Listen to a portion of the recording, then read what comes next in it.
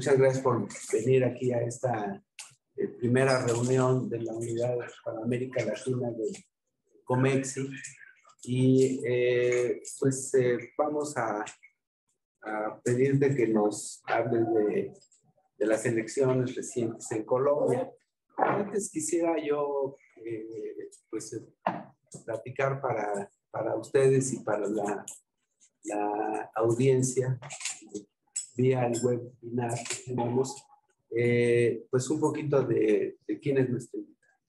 María Ángela Holguín, como ustedes saben, fue canciller de Colombia durante los dos periodos de la administración del presidente Manuel Santos, y pues es la colombiana que más tiempo ha ocupado el cargo de canciller de ese entrañable país. Ella es politóloga de la Facultad de Ciencias Políticas de la Universidad de los Andes, hizo una especialización en diplomacia y estrategia en el Centro de Estudios Diplomáticos y Estratégicos de París. Realizó una especialización en gestión pública e instituciones administrativas en la Universidad de los Andes, donde también adelantó un curso de alto gobierno. Asimismo, ha hecho estudios sobre teoría y herramientas de procesos de negociación en la Universidad de Harvard y sobre civilización y literatura francesa en la Universidad de La Sorbonne. En el campo diplomático fue el primer secretario de la Embajada de Colombia en Francia, viceministra de Relaciones Exteriores, embajadora de Colombia en Venezuela, embajadora y representante permanente de Colombia ante las Naciones Unidas, y adicionalmente fue coordinadora para Colombia de la Asamblea del BID y de la Corporación Interamericana de Inversiones, y directora ejecutiva de la Conferencia Regional para la Infancia Latinoamericana y el Caribe. Ejerció también como secretaria técnica de la Conferencia Ministerial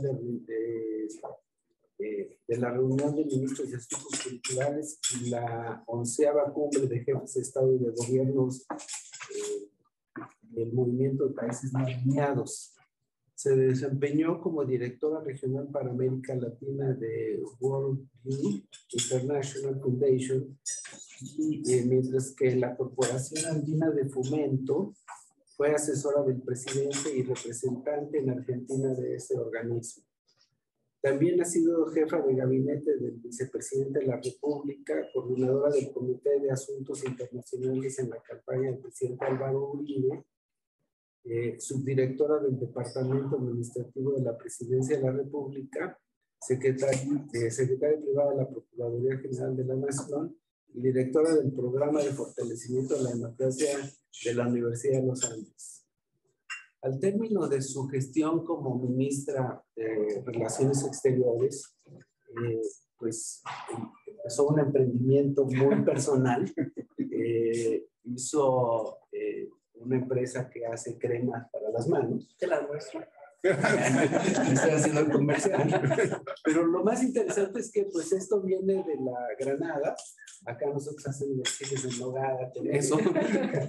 Pero y ella en una propiedad, en una finca de su propiedad, cultiva la granada y hace todo este trabajo de manera muy interesante. Lo importante de esto es pues que, pues como todos los emprendedores, ha empezado bien con eso y bueno, pues es una... Le estaba comentando a mi esposa sobre eso. Le decía, pues dile que haga té de la granada. Así es que bueno, ya transmití el mensaje. ¿Se da todo el año la granada en Colombia? No, pues son unos árboles que traen de Azerbaiyán. Entonces están como acoplando, me parece, pues a ese trópico nuestro. Entonces, ahí va. La crema la hago con un aceite que traigo de Turquía. Por ahora. Bueno, recientemente, pues el domingo pasado se dio la segunda vuelta de las elecciones en Colombia. El candidato Gustavo Petro obtuvo la victoria, según las informaciones que hemos recibido a través de la prensa, pues ha sido una victoria un poco más holgada de lo que se esperaba respecto de las encuestas anteriores, a las encuestas de la semana anterior de esta segunda vuelta en Colombia. Y quisiera pues empezar con que empezáramos un poco, que nos platicara todo el proceso electoral en Colombia, cómo se dio, y en fin, las circunstancias que solamente ustedes los colombianos pueden entender, y una politóloga tan reconocida como usted. Bueno, Ernesto, muchas gracias y muchas gracias por esta invitación. Lo único que no mencionaste, porque ya había cosas tan que me acordaba, me iba bien, pues es que fui plenipotenciaria para el proceso de paz. Estuve en La Habana, tal vez la experiencia más interesante y más importante de toda esa larga vida de 25 años al servicio público. El hecho de haber podido contribuir a la paz en un acuerdo en el que creo que es la única salida que los colombianos tenemos para tener un país distinto. Entonces, sí, y además el presidente Santos organizó lo que se llamó el gabinete del posconflicto, en el cual también estuve, que era lograr tratar de agilizar la implementación de los acuerdos, que estábamos ya pues muy poco encima de la salida del presidente. Entonces, tal vez sí es como lo más importante que he hecho junto con la Cancillería en Colombia. Entonces, y voy a empezar un poco por ahí. Yo creo que nosotros estamos llegando, y es así como 6 puntos de cómo llegamos a este punto. Tal vez uno ahí entiende por qué pasó lo que pasó. Nosotros llegamos a unas elecciones con un desafortunado no cumplimiento de los acuerdos de paz. El presidente Duque resolvió, pues en su partido de gobierno, que no implementaban sino ciertas partes del acuerdo, pero no el acuerdo en su totalidad. Esto yo creo que hizo que la gente en ciertas regiones, y les voy a dar unos datos, en ciertas regiones estuviera, y en general en Colombia, con mucha rabia, con mucha incertidumbre, miedo, porque desafortunadamente en estos 4 años el tema de la seguridad pues, se ha deteriorado enormemente. La muerte de líderes sociales en las regiones es algo pues, que ha sido terrible en estos años. Y ese cumplimiento hace que la gente llegara a una actitud a las elecciones pues, que eran de rabia, inconformismo, insatisfacción, de rabia con los partidos políticos, de rabia con los políticos. Entonces eso, digamos, es como para ponerlo en un puntico de cómo están llegando. Y en eso yo les diría solamente una cifra. Colombia tiene unos departamentos muy golpeados por el conflicto, muy golpeados por el conflicto, que son los departamentos, digamos, de la periferia, que son el Chocó, que es en la frontera con el Chocó, el Cauca, el Valle, cuando va bajando hacia el Ecuador, el Putumayo. Y eso, cuando vemos, por ejemplo, los resultados en las elecciones en el Cauca, el 85% votó por Petro.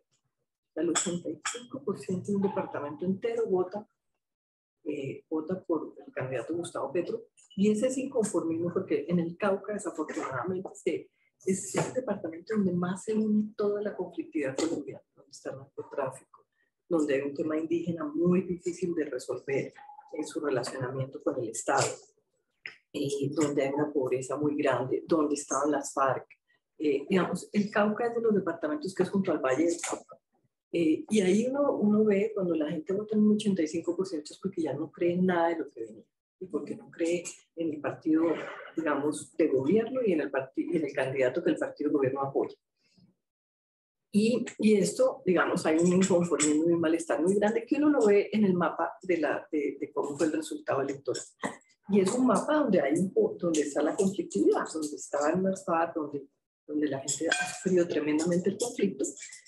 Los otros son más ciudades, donde nosotros vivimos en las ciudades y que fuimos unos privilegiados, pues no nos tocó el conflicto en ese nivel. Pero 12 millones de colombianos estuvieron bloqueados en la posibilidad de educarse, de tener salud, de tener una vida normal. Ahí hay una primera situación. Y el presidente Duque desafortunadamente no gestionó esa confrontación. Al mismo tiempo que Chile, en octubre del 2019, después vino la pandemia, entonces pues, de alguna manera todo se calmó, pero se retomó en abril del 2021 con un paro nacional que Colombia nunca había, tremendamente agresivo, destructivo, que se le notaba la rabia realmente que tiene una población. Y no hubo, digamos, una resolución de esa conflictividad social. No se encargó de ver qué era lo que estaba pasando. La policía salió a las calles, hubo pues muchos muertos, heridos y lo que se llamó, y se quedó ahí, lo que llamaron la primera línea, son muchachos que no tienen nada que perder, que no hay nada, o sea, no hay ni la posibilidad ni de educarse, ni la posibilidad de trabajar, ni nada. Y esa primera línea se quedó en ciertas ciudades, especialmente en la ciudad de Cali, donde para los caleños ha sido muy difícil todo, porque ahí se les juntó los indígenas que vienen del Cauca con estos muchachos que viven en la pobreza, que no tienen posibilidades de nada y que resolvieron no moverse nunca más de los sitios donde estaban. Y ahí desafortunadamente yo sí veo que el gobierno no gestionó, digo yo gestionar porque es de sentarse, de mandar un ministro, de poder como resolver lo que está pasando. Entonces ahí tenemos una Colombia como adolorida, con mucha rabia y con mucho inconformismo. Después viene una crisis económica que la hemos tenido todos después de la pandemia, en donde uno ve a una Colombia que ha despegado con unas cifras macros buenas, lo que a la gente no le está llegando. La gente tiene una canasta familiar muy costosa y la gente de clase media es, digamos, la que se ha visto como mucho más golpeada porque pues, habían logrado subir y hoy en día están desempleo, bueno, lo que todos nos pasa en inflación en Colombia del 9%, que en alimentos está como en el 17%, en donde, pues, digamos que tampoco hubo ningún tipo, digamos, de ayuda económica por parte del gobierno, salvo de la pandemia, pero después eso se acabó. Entonces, ahí tenemos esa crisis que ahora, pues, con la guerra en Ucrania, como todos los países que se han visto afectados por este tema. Después viene un tema que uno no puede menospreciar, pero es un tema que también tiene a la gente muy brava y muy inconforme, y es el tema de la migración venezolana. Estamos en la cifra de 1 millón legal, o sea, 1 millón de personas. 1 millón de personas que si el legal es 1, pues muy seguramente tenemos 2. Colombia es un país que no tiene frontera con Venezuela, digamos, de verdad. O sea, eso, la gente pasa, va, viene, es una frontera muy grande, 2.200 kilómetros de frontera, donde hay pasos por todas partes, donde los pasos ilegales, porque los puentes están cerrados, se volvieron una cosa desastrosa, porque además es como el lugar por donde la delincuencia y los grupos armados controlan. Entonces, si la gente quiere ir a Venezuela, le cobran por pasar. En los puentes no hay relaciones. Los puentes están cerrados. Entonces, hay una generación digamos, sienten que la gente siente que los venezolanos les está quitando el trabajo, que los venezolanos son los que se han generado mayor inseguridades por los venezolanos. Que uno vaya a saber, yo tampoco, pues es que los colombianos seamos pues santos como para que no seamos los generadores de muchas cosas, pero en realidad los casos, por ejemplo, como yo diría como emblemáticos de cierto tipo de situaciones, de que matan a un policía en pleno corazón de Bogotá, en donde, en un estrato alto, y entonces es un venezolano, en donde hace el robo y matan a otro venezolano, entonces esas cosas que por un caso uno generaliza, que así es la situación, se ha vuelto ese tema que no es fácil de manejar. Y en la medida en que Colombia tomó la decisión desde el gobierno Santos de que nosotros le íbamos a abrir la puerta a los venezolanos un poco en esa reciprocidad de tantos colombianos que recibió Venezuela en décadas anteriores, nosotros tenemos alrededor de 4 millones de colombianos en Venezuela, y donde Venezuela pues lo recibió y les dio trabajo. Entonces, pues sí, hay un recibimiento permanente de Venezuela, y eso dentro de la población hay cierto como inconformismo, diría yo, por decir alguna cosa. Uno de dientes para afuera, la gente dice, no, sí, qué bueno, hay que ayudarlos, pero de ahí en adelante, cada cosa que pasa con los venezolanos también es un factor de conflictividad. Yo creo que en ese inconformismo que les estoy relatando, en la ola en que se montó Petro, desde hace 4 años. Entonces Petro empezó a recorrer. Petro perdió en la pasada elección con Duque 18 y inmediatamente él empezó y se ha ido montando en eso. Entonces va a los sitios, va a los sectores, va donde toda esta conflictividad. Su vicepresidenta es una persona del Cauca, de las negritudes del Cauca, desafortunadamente con mucho rencor en el alma, que eso va a ser, yo creo, un factor, no sé cómo vaya a ser, pero bastante complicado. Porque eso no lleva a ninguna parte. O sea, ya de por sí que tenemos un relacionamiento complejo, un vicepresidente pues, con esos odios y odios de que es medioambientalista, que eso pues, tiene, bueno, digamos, en lo que se va a ver a futuro en el tema medioambiental. Entonces yo lo veo como un tema que no va a ser fácil. Viene de una población muy deprimida. Lo que yo les digo, ese departamento que es como, yo creo que es el sitio más complejo de todo Colombia, de allá viene la vicepresidenta. Y él fue lo que hizo. Él se fue a todos esos lugares, todo era un desastre, la conflictividad social del presidente no hizo nada. Y bueno, de ahí fue alimentando como esa ola en ese tiempo. ¿Ahí qué pasó? Ahí pasó que el centro trató de organizarse.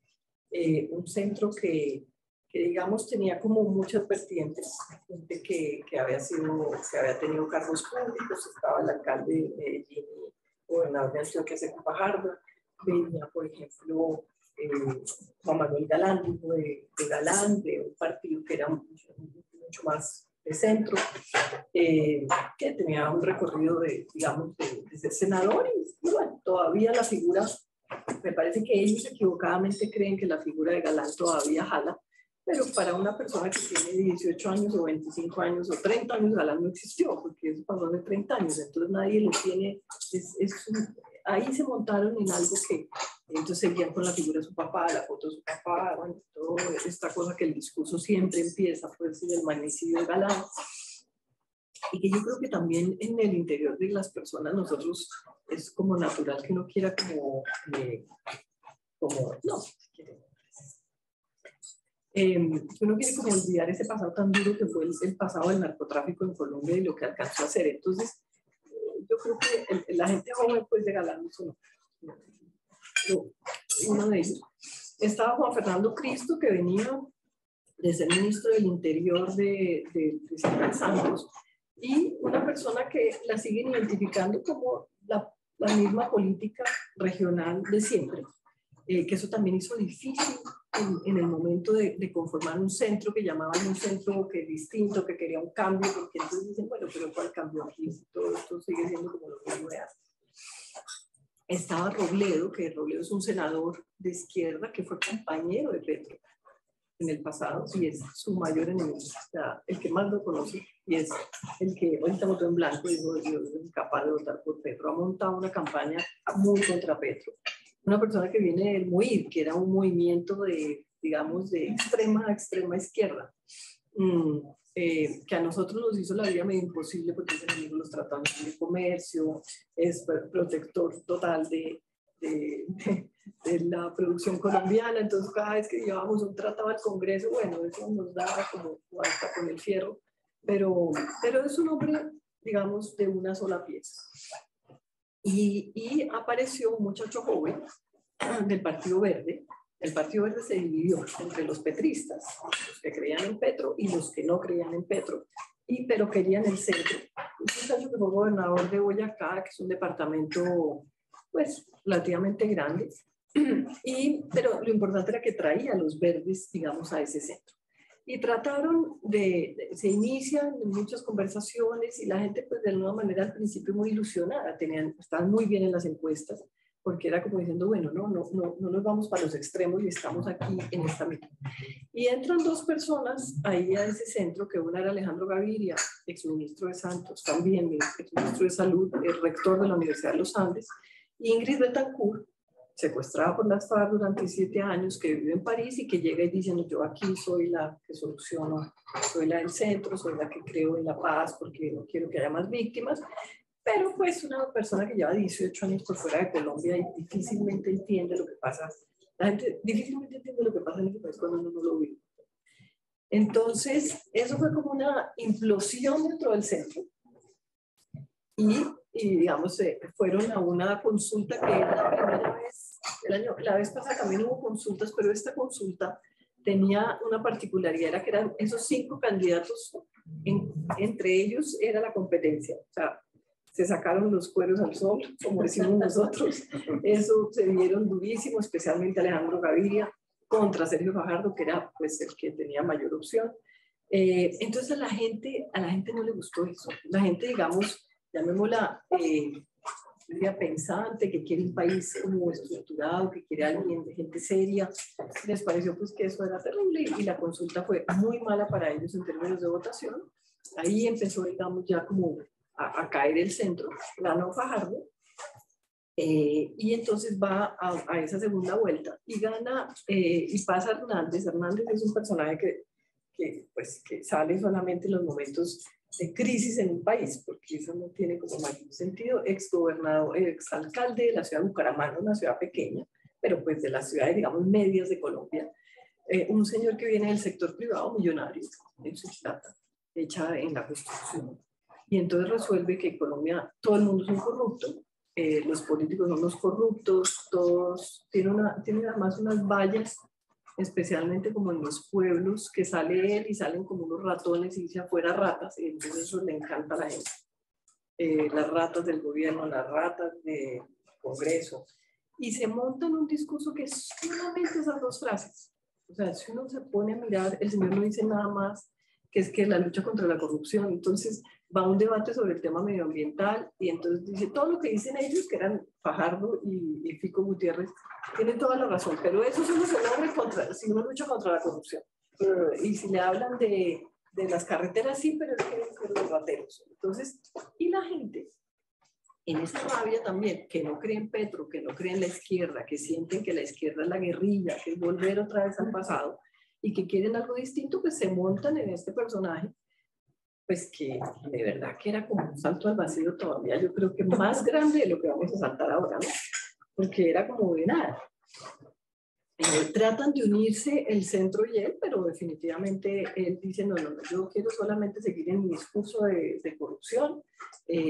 Saca un decreto, para ustedes que son diplomáticos, saca un decreto un día en que dice que va a cerrar 25 embajadas, que tiene que hacer un recorte porque todo eso es corrupción, porque la gente, los diplomáticos no hacen nada, que porque los diplomáticos tienen no sé cuántos carros, que es una pérdida de recursos de la pobre gente que paga, ¿no? Bueno, y todo es así, entonces hay un decreto de conmoción interior para el segundo día, donde puede gobernar por decreto. Bueno, todo es como...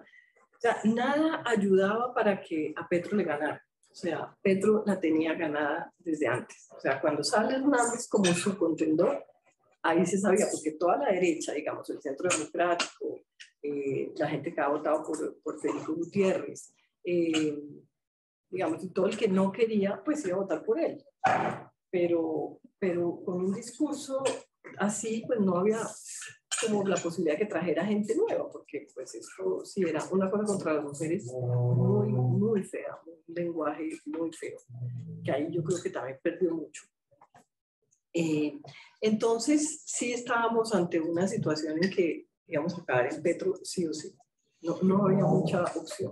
La gente creía que a Hernández le alcanzaba y bueno, la votación fue, Petro tuvo 1.280.000 votos y Hernández tuvo 10.500.000 o 400 y pico.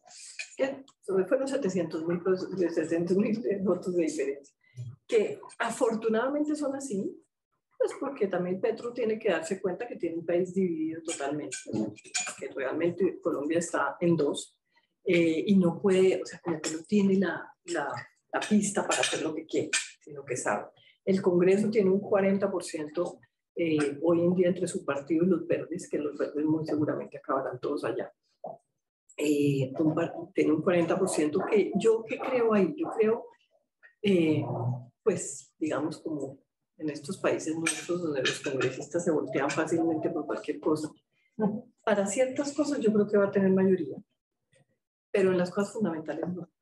No creo que pueda cambiar la Constitución y que se pueda quedar 4 años más, porque claro, todo el tema es, aquí vamos a hacer, esto va a ser como Chávez, aquí se va a quedar definitivamente los 4 años y nadie lo va a pagar, ¿no? Como el temor permanente de que esto va a ser otra Venezuela y entonces aquí no se va a ir.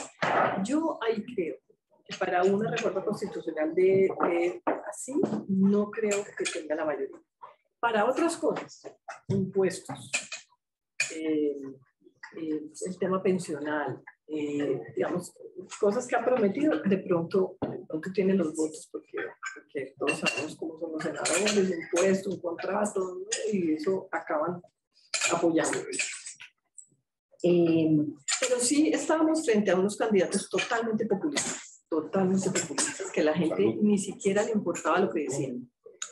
Petro un día sale y dice, yo no sé si ustedes tengan claro el mapa de Colombia, pero el puerto de Buenaventura está aquí pegadito al Ecuador.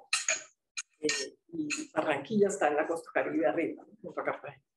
Entonces un día sale y dice, voy a hacer un puente elevado entre Buenaventura y Barranquilla. Bueno, no hacemos 3 carreteras, vamos a hacer un puente elevado que atraviesa todo el país. Pero entonces uno dice, bueno, pero esto sí, la gente le cree. Después se fue para el llano, se fue para los llanos y entonces dice, ay, y de pronto el puente elevado puede llegar hasta acá, o sea, al otro extremo. Y a la gente, a uno le parece un absurdo y a la gente parece que sí, pero el otro no puede ser las mismas cosas y también, o sea, el populismo en su máxima expresión, o sea, y lo que era coherente con un programa bueno, con un programa estructurado, con un programa que era viable, que era el centro, desapareció. Ya tuvieron 800.000 votos desaparecidos. Entre otras, ya una vez pasó eso, se dividieron. Alejandro Gaviria se fue con Petro, que ahora suena para ser ministro de Hacienda. Ojalá, me parece que eso le mandaría al mercado mucha tranquilidad. Y los otros se fueron en blanco o se fueron con Hernández. Yo que veo difícil para lo que... Bueno, difícil y como... ¿Qué veo en positivo? Para poder empezar con lo bueno. Yo creo que la paz, el proceso, el acuerdo de paz se va a cumplir y creo que eso hace que poblaciones y regiones del país que están muy alborotadas, con mucha conflictividad social, puede calmarse. O sea, en eso estoy muy convencida. O sea, toda esa periferia que lo que pedía era que el acuerdo se cumpliera, yo creo que eso se va a poder dar. O sea, que él se va a convertir a la paz en su centro. Pues porque viene la guerrilla, porque siempre ha querido que haya paz y seguramente va a iniciar o tratar de iniciar un diálogo con el ELN. Eso creo que es positivo. ¿Qué otra cosa creo que es positiva? Me parece que tiene claro que por fin la izquierda llega a Colombia, después de la vida entera en que la izquierda nunca ha podido llegar al poder.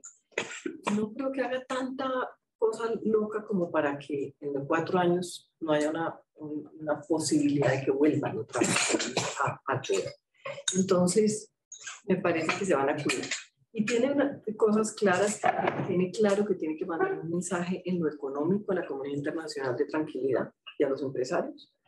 Tiene claro que le tiene que mandar una tranquilidad a la comunidad internacional en las relaciones internacionales.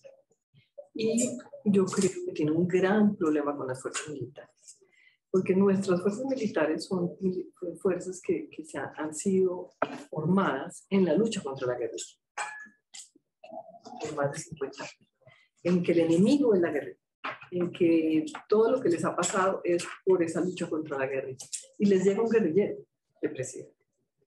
porque no es ex, para ellos es un guerrillero, ¿no? Porque hay que pensar cómo piensan las fuerzas militares. Esto no es que llega un ex que se transformó y que ya fue alcalde de Bogotá, no, es un guerrillero. Entonces, eso para las fuerzas militares no va a ser fácil. Y él necesita, y tiene clarísimo, pues, que las necesita sí o sí. Eso es una contención importante que tenemos. Pero hay que ver a quién va a poner ahí para que tranquilice de alguna manera tanto a las fuerzas militares como a la policía.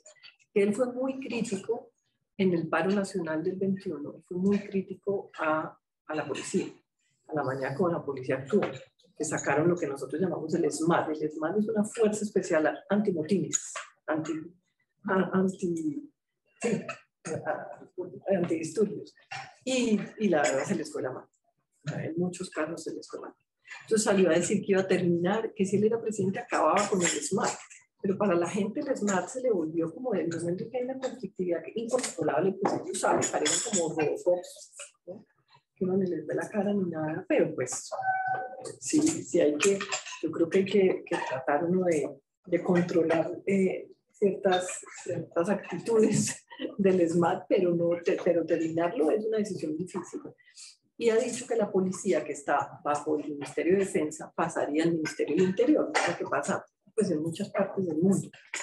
Pero las policías sienten que estar en el Ministerio de Defensa es su lugar. Entonces yo creo que ahí, en esa parte de la relación con las fuerzas militares va a ser muy complicada.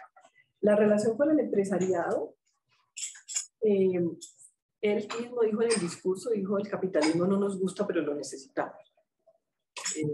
Y seguramente va a ser un poco, mientras hay una crisis económica grande, yo creo que va a tratar de mantener todo sin entrar a hacer ningún gesto ni contra el empresariado ni contra las multinacionales. Él había dicho que no quería más la exploración de petróleo. Cuando se siente el señor ministro de Hacienda que nombre y se dé cuenta que Colombia vive de sus exportaciones petroleras, se va a dar cuenta que es un imposible pues acabar con la exploración petrolera. En el último debate dijo, no, pero yo decía a largo plazo. O sea, ya se empezó a dar cuenta que la cosa no era tan fácil. Lo otro que la gente tiene mucho temor es que ha dicho que va a coger los recursos de los fondos de pensiones para utilizarlos y que más adelante se irán a reponer. La gente siente pues, que le cogen el recurso de sus fondos de pensiones, dice, bueno, pero para eso necesita una ley que yo creería que también va a costar un poquito de trabajo. Creo que hay ciertos sectores empresariales, o ciertos grupos empresariales, los conglomerados grandes, a los cuales va a querer hacer algo. La crítica permanente al grupo Aval, que es Luis Carlos Sarmiento, con esa cantidad de sectores en los que está, y bancos, y están todos los sectores. Y el grupo empresarial antioqueño, que están en Medellín y que también pues, están en varios sectores. Pero todo lo que es como conglomerado económico es totalmente incontrolable. Ahí habrá que ver qué pasa, pero no creo que haya nada sistemático contra el empresarial. Ahí dijo su persona, ayer hubo una entrevista por radio de su asesor económico, digamos, de la persona que le ha manejado todo el tema económico, y le preguntaron por el tema de impuestos, que mira, ahora todo el mundo dice, bueno, ahora va a venir con una reforma tributaria gigante. Y entonces dice curiosamente que la carga impositiva está muy en las empresas y muy poco en las personas naturales. Entonces que no van a, digamos, a enfocarse en las empresas, sino más en que más personas naturales tributen. Él había dicho en un momento dado, al principio, que en Colombia como que 4.000 ricos pagaran los impuestos, ya con eso era suficiente. Entonces, ya ayer dijeron, no, pues 4.000 era un número, pero pues ahora son, no, pues todo lo que pasa en las campañas, pues todo es así como... Pero es que es un realismo casi gatopardiano, ¿no? Sí, total. Es total, por eso hay que ver realmente qué va a hacer. Sí, yo diría que, digamos, esos son los problemas que yo le veo complicado. ¿Qué nos pasó también? Es la primera vez que tenemos una elección presidencial sin el tema de las FARC. sino el tema del conflicto armado como el punto donde nos unía a todos los colombianos, porque todo era enfocado en el tema del conflicto. El conflicto se acabó, no se ha cumplido el acuerdo, pero se acabó. Ya lo que queda, digamos, y lo que pasa en seguridad es más excombatientes dedicados al narcotráfico, pero no, pues no son FARC, no son un grupo armado. Y ahí me parece que, pues, quedó al descubierto la cantidad de problemas que hay en Colombia, que no eran solamente el conflicto. Entonces, se abrió como la cortina y bueno, mire esto, las diferencias abismales y la inequidad tan inmensa que tiene Colombia. Los conflictos, por ejemplo, todo lo que es como la inseguridad de las ciudades, del robo, de la cosa más, pero que está permanente. Entonces yo creo que también hay esa diferencia y por eso uno siente una campaña a diferencias de otras como tan dura, tan polarizada, tan mezquina, porque es que antes todo era las FARC, antes todo era el conflicto. Y todo era así, el presidente, el candidato que va a hacer con el conflicto y qué no va a hacer con el conflicto, y si va a hacer negociación o no va a hacer negociación, o va a sacar las fuerzas militares o no. Pero nunca se había dado una campaña donde aflorara realmente toda una cantidad serie de situaciones que tiene Colombia. Entonces me parece que eso también, y polarizados a morir, porque desafortunadamente el presidente Uribe polarizó el país, eso no hay nada que hacer.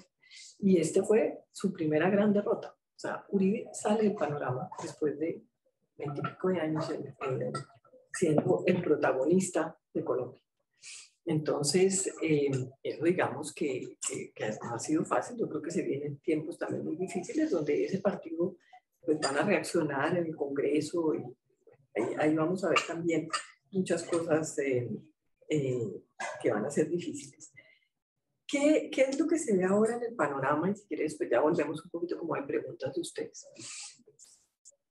Han salido en estos 2 días, entonces, los posibles ministros, porque todo el mundo está a la expectativa del gabinete, porque con el gabinete es que no sabe, pues, como para dónde es que va a ir esto. Porque con una campaña de tanta promesa, uno dice, bueno, ¿y entonces esto cómo va a ser? Porque no hay plata para tanta promesa.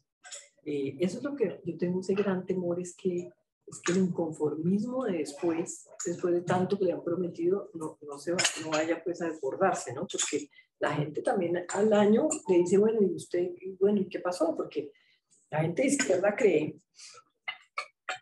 que la gente, digamos, de bajos recursos y con muchas necesidades les perdona todo. Pero no es así, no es así. Al año van a estar iguales, pidiéndoles que respondan a lo que prometieron. Entonces, hay mucha promesa que hay que ver cómo la va a cumplir, ¿no? Entonces, en esta proyección de gabinete que han sacado, es como si él durante su campaña escondió realmente a la gente de izquierda radical, a la gente que lo ha acompañado. Nunca, si uno veía las fotos, todos son como gente nueva, gente que viene pues, de siempre, de partidos tradicionales, de senadores que pasan de Uribe a Santos y de Santos acá, o sea, todos los que han pasado con todos, pero no ve uno, la gente realmente que uno dice, bueno, detrás de él está la izquierda radical, ¿y dónde está? Él hizo, mejor dicho, él fue campeón y las cumplió, totalmente, uno nunca los vio. No a los que todos conocemos que han estado en todos los gobiernos. Ahora, por ejemplo, entonces en este centro se pasó Alejandro Gaviria para allá, entonces que suena de ministro de Hacienda.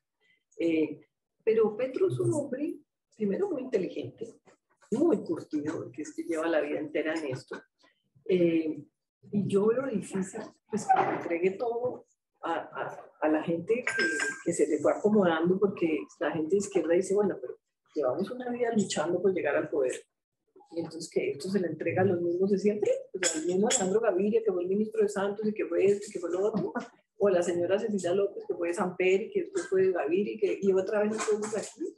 Entonces, ahí hay que ver. Yo tengo muchas dudas, me puedo equivocar y entonces él resuelva con el gabinete para dar tranquilidad, ¿no?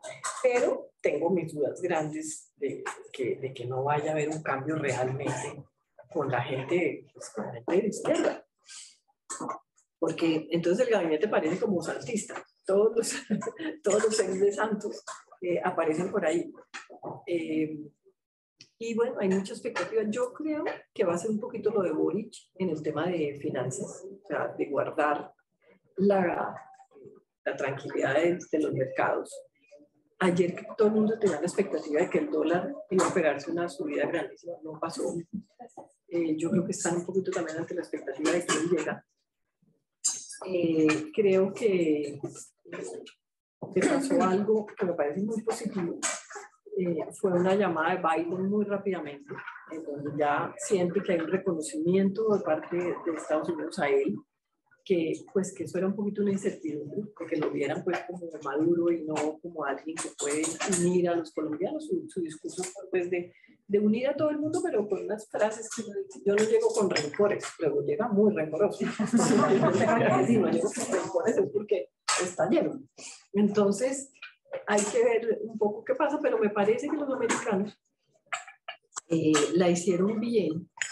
No pasó pues cuando Chávez ganó en el 99, que nunca lo llamaron, y ahí empezó una guerra que nunca se terminó, que aquí sí es importante que las personas que llegan después de tanta lucha necesitan reconocimiento sí o sí. Y eso era importante que hubiera ese reconocimiento. Entonces me parece que eso también lo puede llevar a una cosa moderada, por lo menos al principio. Yo estoy convencida de que en algún momento se va a radicalizar, porque es que es un hombre radical, viene de la lucha armada, entonces eso no puede uno pensar que haya un cambio total. Entonces, pues vamos a ver, yo creo que hay realmente tenemos mucha incertidumbre, hay gente que está más tranquila, gente digamos de centro izquierda, que creen que lo pueden manejar y que le pueden ayudar y que le pueden aconsejar. Yo ahí también tengo mis dudas. Que además él es una persona muy callada, no habla mucho, pues es bien, o sea, leerlo no es fácil. Quién sabe pues, en su interior y con su gente realmente en qué está. Por ahora todo el mundo cree pues, que va a ser una cosa moderada y medio tranquilizadora para Colombia. ¿Qué pasó? Que fue desafortunado los 10,5 millones de votos de Hernández, que son muchos votos, la mitad del país. Hernández salió, dijo 2 frases y se desapareció. No, gracias a los que votaron por mí, le deseo suerte al señor Petro, que ojalá luche contra la corrupción, y chao, me voy. Entonces, la oposición se quedó sin cabeza. O sea, ¿quién va a liderar esos 10,5 millones de votos? Entonces están mirando a ver quién, ¿no? Pues entonces que si Federico Gutiérrez o que si el otro, que si no, y no hay quién. Que eso me parece que es muy complicado porque era la manera un poquito de ponerle control a decir usted aquí tiene 10,5 millones de personas donde están encima de usted para que respete las instituciones, el Estado de Derecho.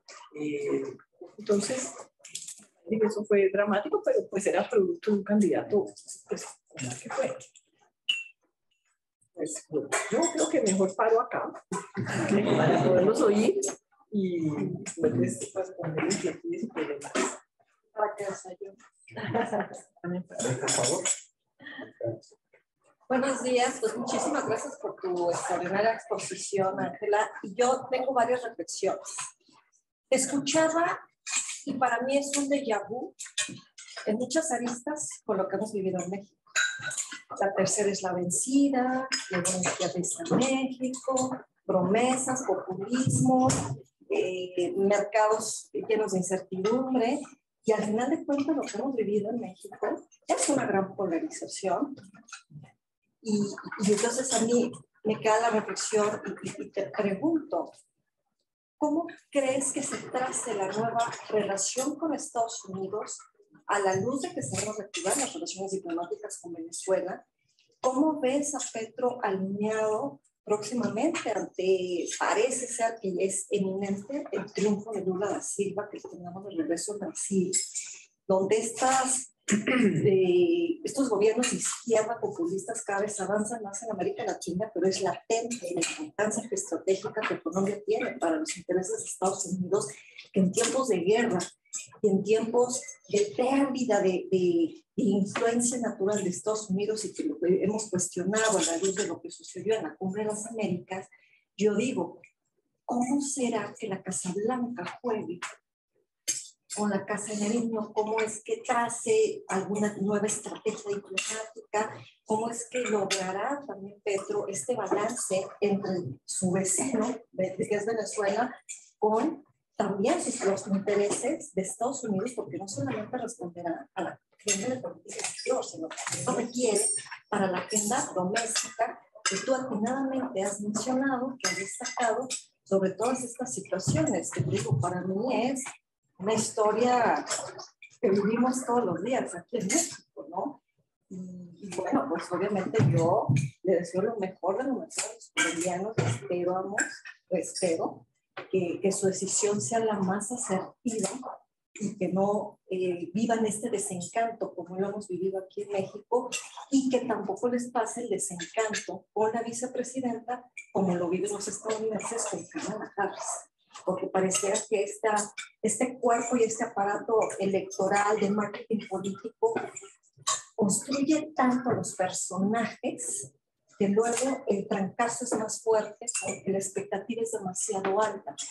Y con respecto a lo que tú decías de que la gente se va a dar cuenta y que puede presionar, yo te diría, por la experiencia en México, lamentablemente las clases sociales siguen encantadas con el populismo en México.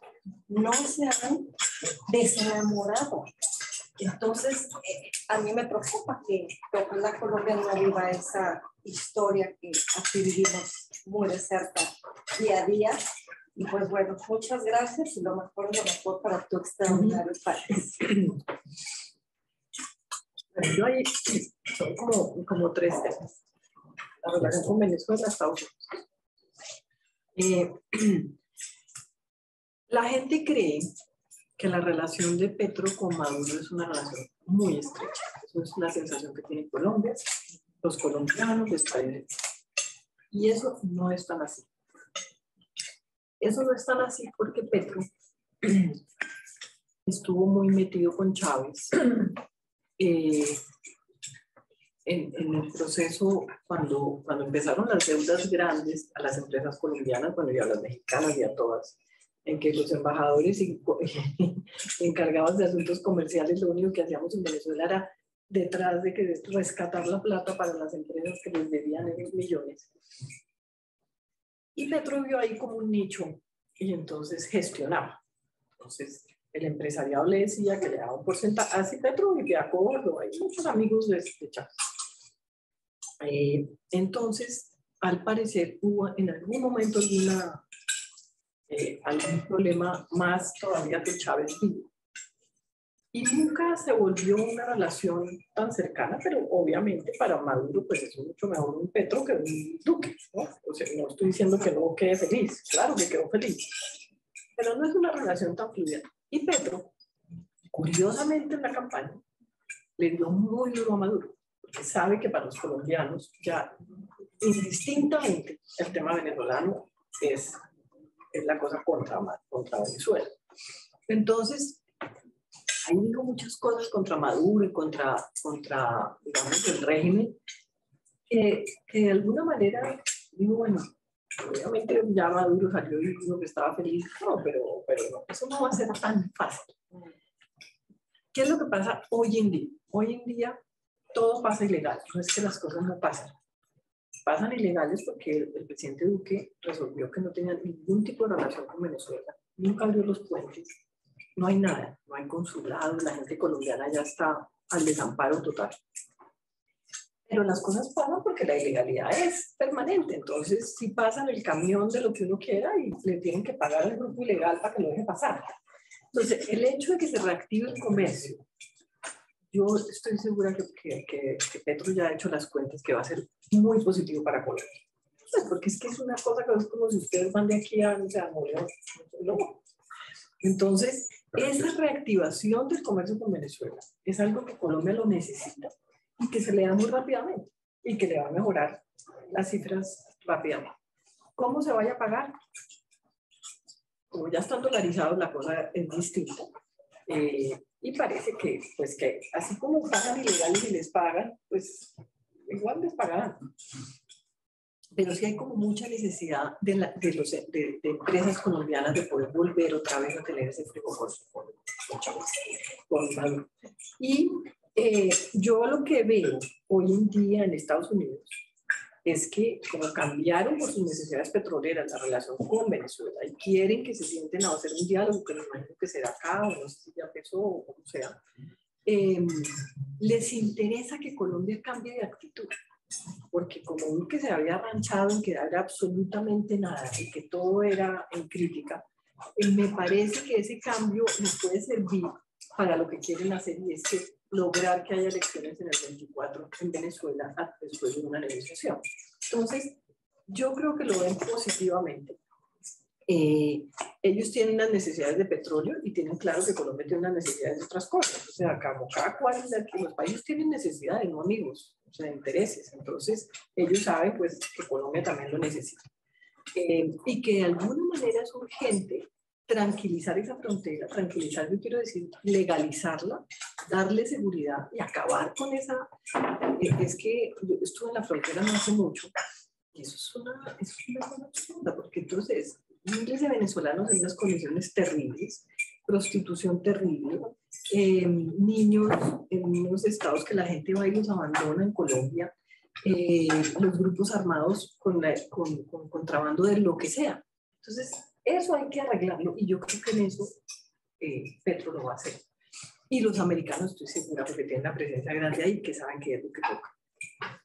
Entonces, en cómo van a reaccionar los americanos frente a ese cambio en Venezuela, yo creo que positivamente. O sea, tampoco querrán pues, que se le vuelque a Maduro, que no creo que se le vuelque. Creo que ahí tiene hay que ver, pero hay historia, pero además de historia hay una campaña donde son muy críticos de Maduro. Entonces, que fue un poco como le pasó con Boy, ¿no? En los Estados Unidos necesita Colombia. En eso nadie se puede venir a engaños de la necesidad de Colombia con ellos y de nosotros y de ellos con nosotros. Alguien decía el otro día, no, es que como va a llegar Petro, entonces los americanos van a coger de aliado a Ecuador. Pues dígame, no por nada, pero pues un país de 11 millones de personas frente a un país de 50, pues no es igual para los americanos. Donde además tienen una historia de relacionamiento entre las fuerzas militares que es una cosa impresionante. Entonces yo ahí creo que según la conversación y lo que dijeron tanto Biden como Petro, era un tema, el tema medioambiental, que a los Estados Unidos les interesa, y a Petro también, y la paz, porque Biden y Blinken fueron muy importantes en la paz en Colombia cuando la negociación. Ellos se la jugaron a full y parte de los temas que no funcionaron con este gobierno fue el tema de la paz, de que no lo implementaran, porque ellos sí creen en eso. ¿Y por qué creen en eso? No porque les parezca que ojalá los colombianos vivamos mejor que los americanos. Eso no son intereses. Sino que la paz es el producto del Plan Colombia. Ellos le metieron y se la jugaron al Plan Colombia en los años 90. No con tanta plata como la gente cree, porque los colombianos pusimos el 90 y ellos pusieron el 10, pero pues a nivel internacional y a nivel nacional se la jugaron por Colombia. Y esto, como dicen ellos, es como la cereza en el pastel, el hecho de que esa ayuda llegó a la paz. Entonces, para ellos y para Biden, que estuvo 35 años en el Comité de Relaciones Exteriores, es importante, porque esta es una política que Estados Unidos tuvo y que fue exitosa porque culminó con la paz. Entonces, a él le interesa la paz. No tanto porque los colombianos vivamos mejor, pero en su tema de política exterior. Entonces, ahí me parece que deben estar diciendo, bueno, si a este le sacamos ese tema, más el tema medioambiental, viendo cómo más se va llevando. Me imagino que en el tema económico, pues están pensando que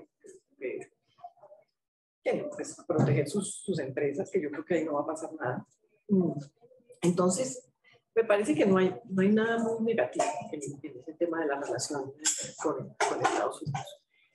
Suena una persona para embajador que creo que sería muy bueno, que era el vicepresidente, el candidato a la vicepresidencia con Sergio Fajardo, que se llama Luis Gilberto Murillo. Yo fui compañera de gabinete, ministro de Medio Ambiente, viene de las Negritudes, viene del Chocó, muy formado, ingeniero medioambiental, con una relación con Washington impresionante porque ha trabajado mucho allá con todo ese corpus negro del Congreso. Ha trabajado con alcaldes en Washington, es de nacionalidad, tiene un doble nacionalidad. Y dicen que es el que sería el embajador en Estados Unidos. Que creo que ahí sí la saca del estadio porque les da tranquilidad total, porque es muy cercano a Estados Unidos y es el tema medioambiental. Y Luis Gilberto es un hombre muy inteligente. Entonces, está sonando para eso o para canciller. Que todavía mejor si fuera canciller, pero digamos que ahí eso está muy bien. En el tema de la vicepresidenta, yo le voy a contar una cosa aquí. Yo no creo que nadie esté muy entusiasmado, ni ellos mismos. Parece ser que la relación no es muy buena entre Petro y la vicepresidenta. Ojalá le vaya bien, pues primero porque es mujer. Realmente eso me parece que para nosotros es clave que sean exitosas. Le va a crear un ministerio que se llama el Ministerio de la Equidad, que es donde va a estar todo el tema de género. Y pues ojalá le vaya bien y ojalá surja, porque yo creo que hay mucha más expectativa cuando Kamala, que acá uno sabe que la relación no es buena. Entonces vamos a ver qué rol hace, además del tema de género, digamos. Entonces eso era como eso, ¿no es cierto? Sí. Gracias. Bueno, tenemos una pregunta de una persona, de Alejandro Pescador, que está siguiéndonos por la web, y dice así: bajo la presidencia de Petro, ¿cuál sería la perspectiva de la cooperación Colombia-Estados Unidos en la lucha del narcotráfico? Bueno, yo creo que va a seguir igual. No veo a Petro en contra de la lucha contra el narcotráfico. Sí lo veo en contra de las aspersiones con glifosato. Pero bueno, es que eso es la Corte Constitucional, ahora la Corte Suprema de Justicia de Estados Unidos. Digamos, es que ese tema del glifosato no era una posición ideológica como lo quiso mostrar el Centro Democrático y el uribismo, de que era porque eso sencillamente la Corte Constitucional lo prohibió por los daños colaterales y porque al final llevamos esparciendo glifosato de no sé cuántos años, 20 por ahí, y la cosa sigue igual. O sea, luego hay algo que no está funcionando, porque si uno echa 20 años veneno y seguimos en las mismas, pues algo pasa. Yo obviamente está en contra del glifosato porque las comunidades en esos lugares de narcotráfico, que son los que yo les cuento, que es el Cauca, es el Putumayo, todas esas regiones, las comunidades están en contra. Entonces, y están en contra, obviamente por el tema de los daños que hace, pero también porque mucha de esta gente vive de eso, vive de la droga, vive lo que se llaman los raspachines, que son los que recogen. Entonces, sienten que eso también, además del tema medioambiental, del tema del daño a las personas, es como una fuente de trabajo. ¿Cómo va a manejar eso? No sé, porque cada vez que la fuerza pública entra, eso es un desastre. Ahí es donde yo digo, ¿cómo ir a manejar ese tema de la conflictividad social? O sea, hay gente que él ha empujado a que pase, a que hagan, ahora ¿cómo los va a controlar? Entonces, que ese es un tema que yo veo que estoy en un directorio de una empresa en el Perú. Ese me parece que es uno de los temas más difíciles que nos está pasando a las inversiones en el Perú, y es que el tema de la conflictividad social no lo controla nadie, ni la fuerza pública, ni el gobierno, ni nada. Entonces llegan, hay toda clase de paros, de protestas que duran días y allá no se aparece nadie. Ojalá no sea así en el caso nuestro, pero hay que ver cómo va a manejar, por ejemplo, esa entrada a los cultivos de coca, que la fuerza pública obviamente tiene que hacer parar, y toda la gente que vive de eso es lo que es complicado. El acuerdo de paz en eso tiene un capítulo muy importante, que es el de drogas, en donde se le daba a la gente la posibilidad de pasarse a otro producto financiado por el gobierno y financiado los 3 años que cualquier producto dura en producir, digamos, ¿no? Los años que eso tiene, y se le ayuda a la comercialización también, o sea, toda la cadena. Porque en un momento dado, cuando dijeron, no, la restitución de cultivos, pero a una gente le dice, no, siembre plátano o papa y mire a ver qué hace. Pues obviamente entre sembrar plátano, la coca, pues se las buscan en la puerta de la casa, ¿no? Lo otro. Aquí, el acuerdo de paz tuvo esa restitución de cultivos, pero como un acompañamiento del Estado permanente, que les ayuda al cultivo, les ayuda a que produzcan y a que vendan, ¿no? Eso yo me imagino que es lo que, si fuera inteligente, y creo que lo es toda esa implementación del acuerdo, que tiene muchas soluciones, por eso fue tan criticado de que fuera tan largo, es porque le tiene, digamos, como la solución o el camino a cada uno de los problemas que tiene el país en el tema del conflicto. Bueno, por acá tenemos otra pregunta. Les pido que se identifiquen. Gracias. Gracias, Ernesto. Bueno, primero felicidades a Comexi y a ti por esta iniciativa y felicitar a la canciller Holguín por su... Le voy a dejar de desayunar. No, para que desayune. Tengo algunas preguntas. También Para vamos a tomar un par de preguntas más acá. Exacto. Yo soy el embajador José Ignacio Piña. Hasta hace poco era embajador de México en Brasil y ahora estoy de regreso en México en proceso de retiro del Servicio Exterior Mexicano después de 45 años. Recuerdo, yo fui embajador en Cuba también hace algunos años y ahí tenía un extraordinario colega colombiano, el embajador Julio Londoño, que fue más de 10 años negociador del gobierno colombiano para la paz con el ELN en Cuba. Él estuvo ahí, fue nuestro decano y con él tuve largas conversaciones. Y a propósito de eso, un primer comentario tiene que ver con algo que hoy pues no se ha dicho con claridad, pero las izquierdas en América Latina son muy diferentes en cada país. No hay una uniformidad o una unidad granítica, ¿no? Lo vemos, Argentina es una cosa, Bolivia, Chile, Perú, México mismo, ahora quizás en Colombia y bueno, veremos el caso de Brasil que pasa en las elecciones de octubre próximo. Según las encuestas, Bolsonaro va a ganar nuevamente, sin embargo, habrá que esperar porque Bolsonaro mantiene así como mantiene un voto duro en contra, también tiene un voto duro muy fuerte de sus aliados, ¿no? Lo mismo que el PT o Lula tiene un voto muy fuerte, pero también tiene un voto duro en contra después de 4 mandatos de PT seguidos, ¿no? Que los desgastó mucho. Entonces, veremos qué pasa allá.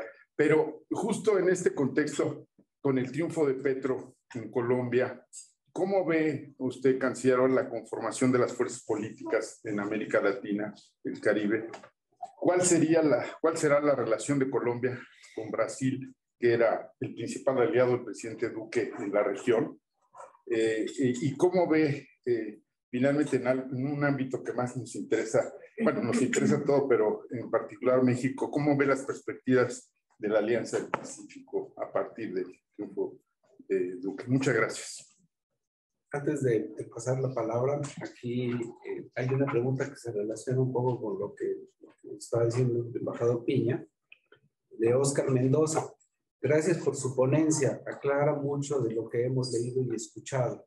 El domingo muchos celebraron en México, al menos en redes, el triunfo de Petro. ¿El triunfo de Petro contribuirá a una unificación de la izquierda latinoamericana? ¿O cada gobierno buscará su receta con el objetivo de solucionar los problemas sociales? Y escuchamos acá un par de preguntas. Les ruego que se lleven. Sí. Muchas gracias, canciller María Ángela. Ha sido muy ilustrativo y además celebro también que a pesar de que tiene una posición al inicio, pues digamos, de preocupación por el ascenso del populismo, usted es una persona que la ve muy conciliatoria y que creo que eso es lo que necesita Colombia, necesitamos todos los países. Yo tengo una inquietud, creo que bueno, Ariel, los embajadores han expuesto perfectamente cuál es el panorama que tenemos en materia de los populismos, tanto de derecha, de izquierda. A mí me da lo mismo, son populismos, son extremismos y siempre los extremismos son malos. Creo que han expuesto muy bien las condiciones y sobre todo el paralelismo que hay con México, que efectivamente es muy preocupante. Yo iría un poquito más allá y le preguntaría su opinión informada sobre cuál es para usted, digamos, su opinión o su concepción sobre el populismo, no solo en América Latina, sino en el mundo. ¿A dónde vamos? ¿Es acaso que estamos entrando a una nueva era que no necesariamente es benéfica para las poblaciones? Yo a veces hago un paralelismo como hace un siglo con el ascenso de los fanatismos del nacionalsocialismo, toda otra cosa, ¿verdad? Pero pareciera que estamos experimentando, ¿sí?, el ascenso de algo que yo no entiendo qué es todavía. No entiendo. Y yo no creo, la verdad, en la izquierda populista. Yo creo que el populista es populista, ¿sí? Y no hay ni de derecha ni izquierda. Y a juzgar en nuestro país, yo creo que una persona de izquierda pueda colaborar como lo hace con las Fuerzas Armadas y además desmantelar todo el aparato pues, sanitario, como está sucediendo. Una persona de izquierda no hace eso. Entonces yo no creo que sea, que podamos decir que exista un populismo de izquierda a derecha. Para mí es exactamente lo mismo, es tiránico. Entonces, sí, su opinión sobre hacia dónde vamos. ¿Hacia dónde vamos? ¿Qué contexto es el que tenemos ahora? Estoy realmente preocupada. Gracias, canciller. Por favor. Muchas gracias. Buenos días, canciller. Antes que nada, muchísimas gracias por su intervención. Yo soy Raquel López Portillo, soy analista estratégica para temas de América Latina en Amazon y quisiera aprovechar su involucramiento en los acuerdos de paz para preguntarle qué implicaciones considera que tenga el hecho de que el Ejército de Liberación Nacional se adhiera a estos acuerdos. Principalmente lo digo desde una preocupación en el sentido de que es este grupo quien ha sido en gran medida el responsable de los principales picos de violencia en los últimos años, particularmente en la zona que mencionaba, ¿no? en la frontera entre Colombia y Venezuela, considerando que apenas anunció el triunfo de Petro, ya mostraron pues cierta disposición o voluntad de poder establecer un diálogo con este gobierno y que al menos en medios de comunicación no ha sido precisamente bien visto, ¿no? Precisamente por este pasado guerrillero de Gustavo Petro, y en el sentido también de si esto puede generar alguna, pues puede ser contraproducente con otros grupos que se encuentran luchando por ganar influencia en este territorio. Entonces, digamos, ¿cuál sería la jugada que puede buscar el ELN y cómo puede influir en términos de seguridad para Colombia? De una vez una última. Muchas gracias. En esta ronda, porque todavía aquí tengo 3 más. Bueno, muchas gracias, canciller. Mi nombre es Emerson Segura, trabajo en el Senado. Y pues mi pregunta está asociada un poco al último aspecto de su primera intervención, en cuanto a esta orfandad de oposición que mencionaba. Un poco quería saber su opinión respecto a la reconfiguración de la derecha en Colombia, ¿no? Es decir, si en verdad estamos ante el fin del uribismo, que se va a transformar, es decir, al final Rodolfo Hernández pues, fue un fenómeno electoral, es decir, él como, si bien viene del sector privado, pero bueno, fue alcalde en Bucaramanga y que en aquella elección pues las estimaciones le daban 7% en aquel momento para ser alcalde y ganó con el 28%, si no mal recuerdo, ¿no?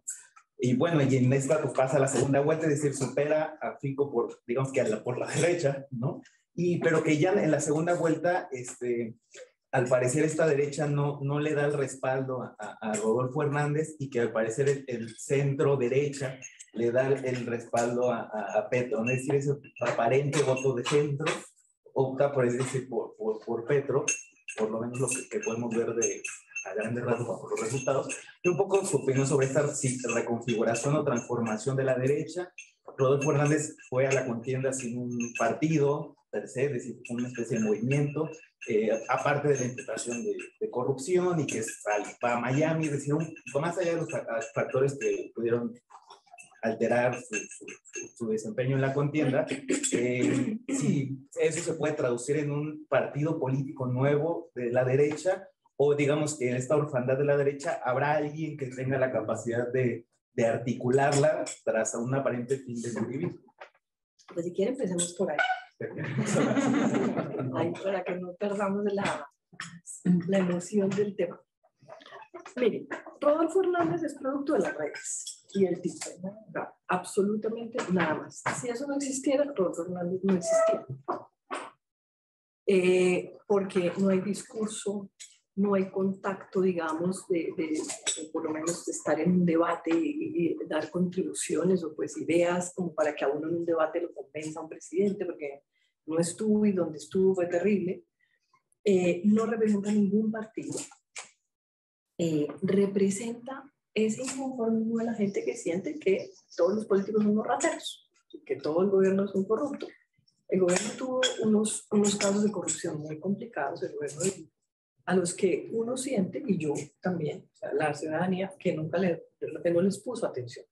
Entonces en el Ministerio de Comercio se robaron 70.000 millones por un contrato, salió la ministra, pero no pasó nada más. Entonces sí hay una sensación de corrupción en donde pues hace que la gente reaccione y les parece que el viejito que hablaba todo el tiempo contra la corrupción, que ese sí es el que nos va a ayudar y ese sí es el que va a salvar la plata, porque es que aquí todos se roban todo. Entonces es un fenómeno de ese TikTok y de esas redes junto con un problema específico que cada día sí está más digamos, está más latente en Colombia. Yo no creo ni que se vaya a convertir. Él tendría derecho a ser senador de la República porque quedó segundo y ya todo parece indicar que no lo va a hacer. Muy seguramente va a ser para ser gobernador de Santander. Entonces, digamos que ahí sí hay quien me dice, bueno, aquí quién va a surgir para que sea como líder de esa oposición a Petro, que yo estoy segura pues que no es él. Y ahí, ¿qué pasa con el uribismo? Uribe estuvo muy callado estas elecciones porque sentía que era un poquito como el abrazo de luz. Si se le acercaba a alguien, la gente podía reaccionar aún más en contra. Entonces, había cercanía con Rodolfo, se sabe, son amigos, pero nunca, ni un Twitter, ni un canal. O sea, se sabe que la gente iba a votar ahí, el Centro Democrático, porque pues toda la derecha y todo el que esté en contra de la izquierda, pues estaba con Rodolfo Hernández. El centro pues no conectó, pero el centro tenía la intelectualidad colombiana. El centro tiene la gente, profesores, gente que está, digamos, y que es muy antiuribista. Entonces, primero votaban por el centro, pero al ver que el centro no pasó, pues ahí se van más con Petro, porque es que no van a votar por Uribe y por la gente del Centro Democrático, ¿no? Entonces, yo no diría digamos que se fueron con Petro por convicción. Se fueron con Petro porque a lo otro les parece que es que no puede el país seguir en lo mismo, ¿no? Pero no sé de dónde va a surgir, me cuesta trabajo porque no creo que sea el Centro Democrático, dónde va a surgir la real oposición a Petro, el que le va a estar diciendo permanentemente, bueno, y eso tiene que surgir, y yo diría que rápidamente, por eso fue una lástima con 10 millones de votos que no salga y diga, mire, aquí yo voy a estar acá, pues, pero la personalidad no va para eso. Pero sí tiene que haber ese alguien, que no creo que sea Federico Gutiérrez, pero pues que de alguna manera lo deben estar empezando a buscar a ver quién va a asumir ese. Pero orfandad hay, orfandad total hay. ¿Qué era la otra? ¿Qué era la otra? Sí, eso, ¿no? Sí, entonces, sí, creo que no, aquí ya. Muchas gracias. Bueno, embajador, el tema de la izquierda y las fuerzas políticas, digamos, de cómo yo creo que la izquierda en cada país es como a la medida de cada país. Sí. Eso no quiere decir que haya una solidaridad y un buen entendimiento. A mí me tocó, cuando yo llegué a la Cancillería en el 2010, el panorama era el siguiente. Cristina en Argentina, Lula en Brasil, Lugo en Paraguay, Evo en Bolivia, Chávez en Venezuela, Correa en Ecuador, ¿qué más hay? O sea, Perú que era Alan, pero bueno, de este lado. Alan, y en Uruguay estaba Mujica. O sea, era izquierda toda. Nosotros y Perú y Chile, porque estaba Piñera. Venía de la Bachelet, estaba Piñera. Ahí era y uno los ve en una solidaridad de cuerpo, así no piensen igual y no ejecuten igual en cada país, digamos, sus políticas, pero sí hay una solidaridad de cuerpo tremendo. O sea, nosotros nos tenían agotados en UNASUR, a Colombia. O sea, esto eran todos amangualados y allá le daban a Colombia cada vez que podían. Que a mí lo único que se me ocurrió que fue exitoso cuando en mi primera reunión de UNASUR y que me enfrento pues a esta cosa que ellos nos estaban dando como el beneficio de la duda, porque claro, para ellos Santos era producto de Uribe, había sido ministro de Defensa de Uribe, había estado en la operación de contra Raúl Reyes en Ecuador, era igual de terrible, pero nos estaban dando como un beneficio de duda porque además Santos había anunciado la posibilidad de la paz, entonces ellos eso les parecía bien. Y a mí en ese momento me acuerdo que en una reunión dije, lo único que nos podemos, Luis Alberto Moreno, presidente del BID, me dice un día, si usted logra que en UNASUR quiten del menú a Colombia, es exitoso. Porque es que no alcanza uno a llegar a esas reuniones y entonces primero Colombia, ¿no? Entonces era como pasar al tablero y nos daban con todo. Mientras tanto Venezuela era desastrosa y no pasaba nada, bueno, porque son amangualados ellos así. Y Brasil, obviamente todos ustedes conocen a Brasil, era el control manejando todo. O sea, se inventó la CELAC, se inventó pues todos los organismos manejados por él, todo lo que fuera. Y el odio de la Alianza del Pacífico era como la vuelta de México a América Latina, porque eso fue lo que fue la Alianza del Pacífico para México y para Brasil en su permanente cuestionamiento, era que México volviera a ser parte de América Latina, porque después del NAFTA pues se había ido para el norte, ¿no? Entonces, esa fue la crítica en que no nos la quitó un solo día Brasil, de que nosotros estábamos ayudando a México con la Alianza del Pacífico. Pero en esa UNASUR me acuerdo que un día yo llamé a Santos y le dije, mire, yo no le veo ninguna posibilidad de esto, que logremos, no sé cómo, poner presidente de UNASUR nosotros. Si nosotros tenemos un colombiano presidente de UNASUR, neutralizamos esto. Y ahí nos inventamos a María Emma, que María Emma ha nadado en varias alas, ¿no? Ella es de izquierda, pero ella también es de este lado, ella es de aquí, pero la gente de la izquierda y eso la aprecia. Entonces dijimos, bueno, vámonos por acá. Y salimos del tema, porque salimos de que UNASUR solamente fuera Colombia, porque cada vez que llevamos el tema de Venezuela, no. O sea, Brasil, Bolivia, todos era... Entonces ellos pueda que no ejecuten unas mismas ideas en los países, pero sí se ayudan, se cubren, se todo, ¿no?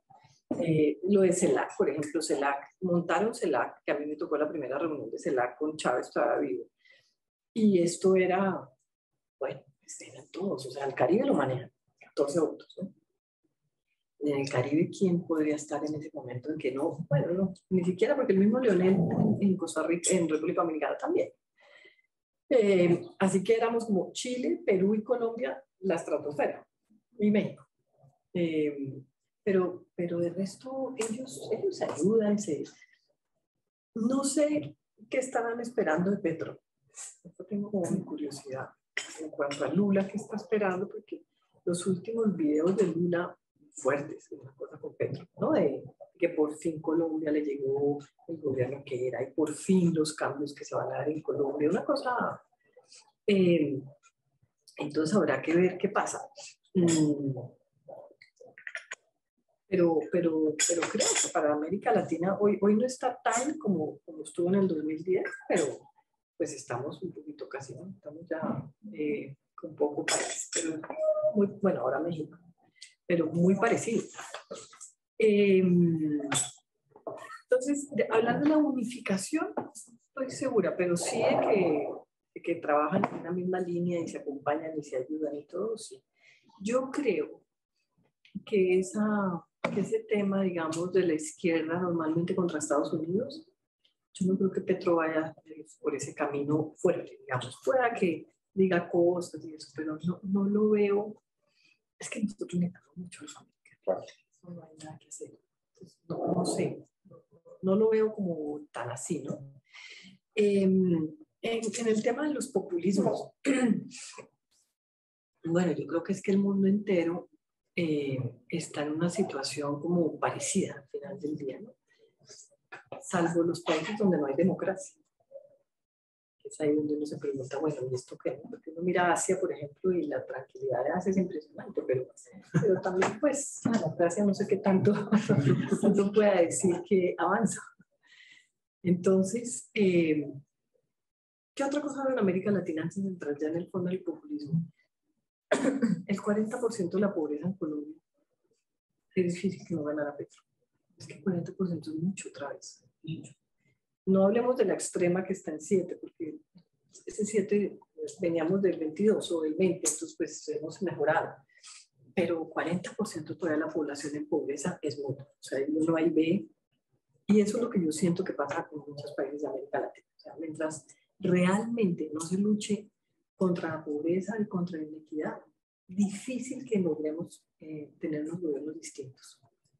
Llámese como se llame, porque es igual ese populismo también del otro lado. Yo creo que todo esto entramos, y pues es algo personal que siempre he creído, por el tema de las redes sociales. Cuando a la gente ya no le importa decir lo que dice y no le importa, ¿no?, decir mentiras y no le importa, o sea, es un mundo totalmente como incontrolable. Y yo creo que eso tiene mucho que ver con lo que la gente quiere oír permanentemente ahora. Es una cosa agresiva, es una cosa, o si no le pasa a Fajardo el problema que le dicen tibio, porque como no entra pues a los gritos, entonces es como lo que la gente quiere oír hoy en día, ¿no? Eso es lo que yo veo que es muy complejo y no sé cómo vamos a salir de eso. Gracias. Tu perspectiva de la Alianza del Pacífico. Pues creo que entre México y Perú la tenían bastante quieta, ¿no? Y eso es una lástima porque realmente la alianza sí era un empuje grande para los 4 países en los temas económicos y sobre todo que dejamos el tema de la ideología por fuera. Nunca, muchos de ustedes seguramente estuvieron en reuniones de la alianza, nunca se habló de un tema ni ideológico, ni pro Estados Unidos, ni contra de uno o del otro. Tal vez, si acaso en un par de ocasiones los presidentes solo se reunieron y hablaban del tema venezolano, pero nunca era un tema que trascendiera ni que saliera. Entonces, pues sí era muy positivo en general. Mire que anoche estaba con el presidente de Aeroméxico, creo que era, y decía, mire, la quitada de las visas, pues para nosotros sí fue pasar de un vuelo diario a 9. Eso en general para las empresas era muy importante la alianza. El esfuerzo que hicimos, por ejemplo, en lo que fue el Tratado de Libre Comercio, pues fue muy grande, haciendo todos los esfuerzos del mundo, porque México y Chile nos criticaban a nosotros y tenían razón. Nosotros somos un país muy cerrado. Ustedes llevan en el mundo, nos llevan 25 años por delante de tratados, de apertura, de que los empresarios entiendan que uno tiene que dar para poder recibir y cerrar ciertos productos que no son competitivos para poderse uno dedicar a lo que es competitivo. Y a nosotros nos costaba un trabajo enorme. Cada producto que ponían sobre la mesa, nosotros nos armaban en Colombia un lío, pero el macho, pero bueno, ahí logramos. Y sí es una tristeza, me parece que está como quieta, ¿no? No sé, Petro no es amigo de los tratados de libre comercio. O sea, lo que ha dicho es que los va a revisar. Qué bueno, si es la revisión como la de ustedes con Estados Unidos, pues de pronto... Pues, pero de ahí a que en todo caso, nuevos tratados de libre comercio, yo creo que en estos próximos años no va a haber. Es muy crítico de eso.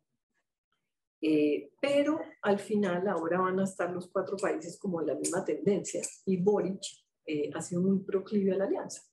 Estos empresarios chilenos pues tienen una fortaleza muy importante en Chile y creo que de pronto si hay una iniciativa chilena de pronto mueva a lo colombiano hacia ese lado. Bueno, ahora se entienden más fácil, ¿no? Porque no es que sean unos de otros, están los 4 en su misma línea de izquierda. Hay que ver si entienden realmente digamos, esos grandes beneficios que tiene la alianza. Por ejemplo, durante la pandemia me parece que perdieron un inmenso y es que antecitos de que se fueran los gobiernos, digamos el nuestro y el de Piñera, se había firmado un acuerdo de salud donde se compraban los medicamentos los 4 países juntos. O sea, el precio que se podía lograr en las negociaciones frente a las multinacionales de medicamentos era inmenso. Y nunca entendí por qué no hicieron ese esfuerzo con la vacuna. En haberse juntado y hubieran podido, porque ya era negociar 4 países donde hay 200 y pico millones de personas, pues era positivo, pero Más fácil criticar a la OEA. Así es. Bueno, tenemos aquí 4 preguntas, ¿no?, de la gente de la web, que más o menos ya han sido, ya tienen una respuesta, pero quizás quisiera aprovechar esto pues, para hacer un último comentario final. Solamente de lo comentado me recuerdo haber leído algo sobre una expresión del presidente electo de Petro sobre Maduro hace algunos años que me llamó la atención, porque cuando le preguntaron, ¿usted piensa que el presidente Chávez es democrático? Y dijo sí. ¿Y usted piensa que el presidente Maduro es democrático? Y dijo no, es un dictador. Entonces, eso es un poco, nos muestra por dónde puede venir la relación entre... Es que es muy crítico de las violaciones a los derechos humanos, que en época de Chávez, si bien es cierto que había presos políticos también, pues no era lo que se volvió a partir de 2013, 2014 en Venezuela con los estudiantes, y en eso es lo que ha dicho en las campañas. Es que se parece al gobierno de Duque, en la manera como trató el paro nacional, digamos, en cuanto a violación de derechos humanos de la gente, de los jóvenes. Entonces, en eso sí es muy crítico en el tema de derechos humanos, que yo creo que ese es otro punto en el que se puede entender bien con Estados Unidos, porque en eso sí es muy reiterativo. Entonces dice que Maduro, es, digamos, que el gobierno de Maduro es una violación de los derechos humanos y por eso le dice lo que le dice. Por eso es que digo que la cosa no es tan fácil como la gente cree, pues que Colombia se va, que Petro va a volcar a Venezuela. No, yo no veo eso. Que haya cierta solidaridad por la cosa izquierda, seguramente, pero y que va a abrir la relación también. Porque me imagino que tiene referente a México. También dice, bueno, ¿no? Y Argentina, y dice, bueno, sí, se puede tener una relación sin tener que ser, pues, uno el íntimo, pero Colombia puede jugar un papel importante en la negociación de que lleve a unas elecciones. Perdón, solo por complementar, ¿cuál es su visión de Nicaragua y de Cuba?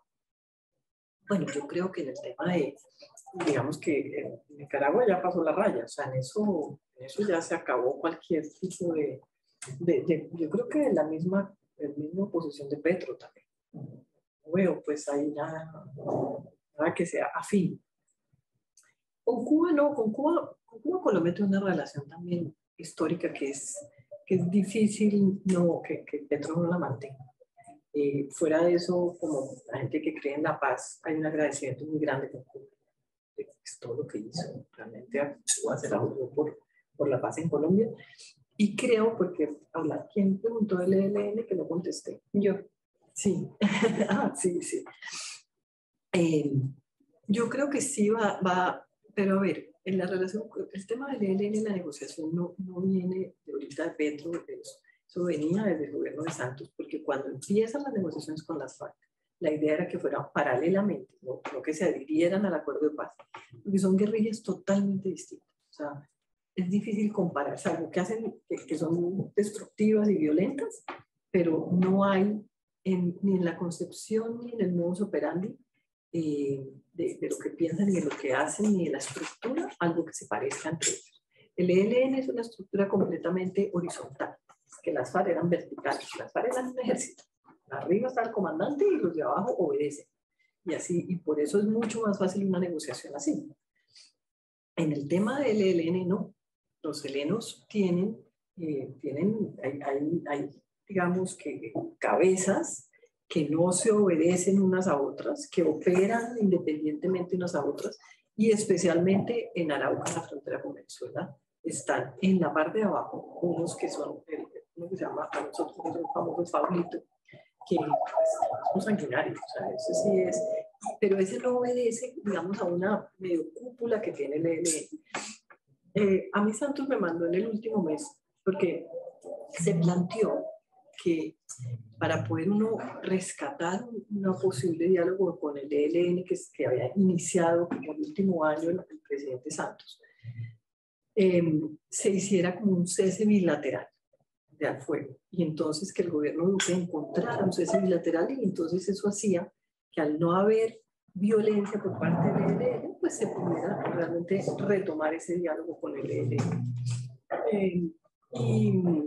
Y al presidente Santos le dijeron el último mes, están convencidos, quieren firmar un cese al fuego, y el presidente me pidió el favor de que yo fuera y hablara con el ELN a ver realmente si veía que estaban tan listos como para una firma. Yo me senté con ellos, los que estaban en La Habana de negociadores, y si hay mucha diferencia entre unos y otros, pues a mí nunca me han tocado ninguno de los dos, y bueno, me tocaron a ninguno de las FARC. Y estas dos reuniones que tuve con ellos, pero ahí no había, yo creo que ellos creyeron que si hacían algo con el presidente Santos, el presidente Duque llegaba y entonces no lo iba a querer hacer porque lo estaba haciendo Santos. Como entró pues en esa dinámica en que todo lo que hiciera Santos era terrible. Entonces creyeron que posiblemente si no hacían ese cese al fuego, el gobierno iniciaba, el gobierno no quiso iniciar. Y ahí fue cuando se da 3 meses después o 4 meses después el ataque a la policía en Bogotá. Pero ellos es mucho más complejo porque ellos lo que buscan es incidir en políticas públicas, por ejemplo, de todo el tema petrolero, minero. Para un gobierno, uno aceptar pues, que una guerrilla le diga cómo tiene que ser su política petrolera, pues es cercano al imposible. Eso es muy difícil. No sé si se han dado cuenta en estos 4 años que las cosas no pueden ser así y hagan una dinámica distinta. Creo que Petro sí va a hacer el esfuerzo de iniciar un diálogo. No creo que, digamos, las manifestaciones del ELN de estar satisfecho con Petro, pues es normal, porque siente que ese es un gobierno en que sí puede haber un nuevo diálogo, en el otro pues no. Aunque creo que Hernández había dicho que no se cerraba ese tema. A Hernández, el ELN le secuestró y le mató a nadie. Pero había dicho que lo haría, pero la llegada de Petro para ellos es la posibilidad de volverse a sentar ahí en eso. Yo eso no lo veo negativo, creo que la única manera, lo veo muy difícil, mucho más difícil que las FARC. Es una guerrilla muy difícil porque además uno los ve y pues usted puede estar sentado enfrente al director de impuestos de una ciudad pequeña. O sea, no es una guerrilla campesina como las FARC, no es una guerrilla que usted ve que están más como en el campo, ¿no? Esto es de ciudad.